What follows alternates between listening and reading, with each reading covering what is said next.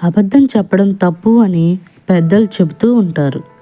అయితే మనల్ని మనం రక్షించుకునేందుకు కొన్ని సందర్భాల్లో అబద్ధం చెప్పడం తప్పు కాదనే సందేశాన్ని ఈ కథ మనకి చెబుతుంది. ఇంతకీ ఆ కథ ఏంటో ఇప్పుడు తెలుసుకుందాం. అడవికి రాజు అయిన సింహానికి ఓ రోజు ఒక అనుమానం వచ్చింది. తన నుంచి దుర్వాసన వస్తుందని సదరు సింహానికి తెగ డౌట్ కొడుతుంది. దీంతో తన అనుమానాన్ని నివృత్తి చేసుకోవాలని డిసైడ్ అవుతుంది. ఇందుకోసం అడవిలో మధ్యలోకి వెళ్ళి ఎదురుగా ఎవరొస్తున్నారని చూస్తూ ఉంది. ఇంతలోనే అటుగా ఓ జింక వెళ్తూ ఉంటుంది. ఆ జింకను పిలిచిన సింహం, జింక జింక నా దగ్గర దుర్వాసన వస్తుందా అని ప్రశ్నిస్తుంది.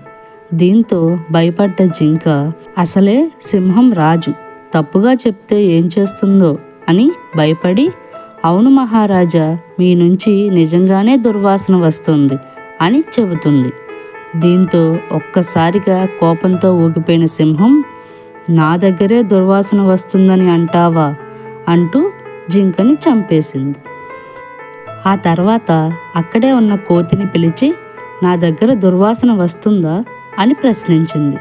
దీంతో కోతి సింహం మెప్పును పొందాలని ఆలోచించి, లేదు మహారాజా, అలా ఏం రావడం లేదు అని సమాధానం ఇస్తుంది. దీంతో నాకే అబద్ధం చెప్తావా, వాసన వస్తున్నా రావడం లేదని నన్ను మోసం చేస్తావా అని కోతిని కూడా చంపేస్తుంది. అదే క్రమంలో ఓ నక్క అటుగా వెళ్తూ ఉంటుంది. ఆ నక్కను పిలిచిన సింహం, నా దగ్గర ఏదైనా వాసన వస్తుందా అని ప్రశ్నిస్తుంది.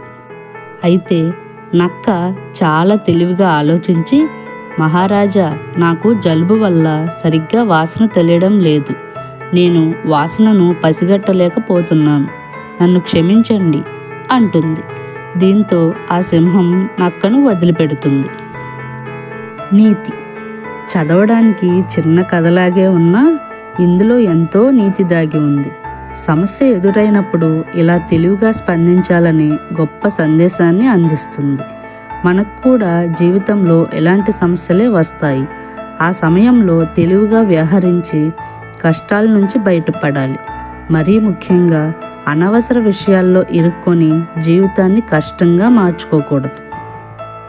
ఈ చిన్న కథ మీకు నచ్చినట్లయితే వీడియోని లైక్ చేసి ఛానల్ని సబ్స్క్రైబ్ చేసుకోండి.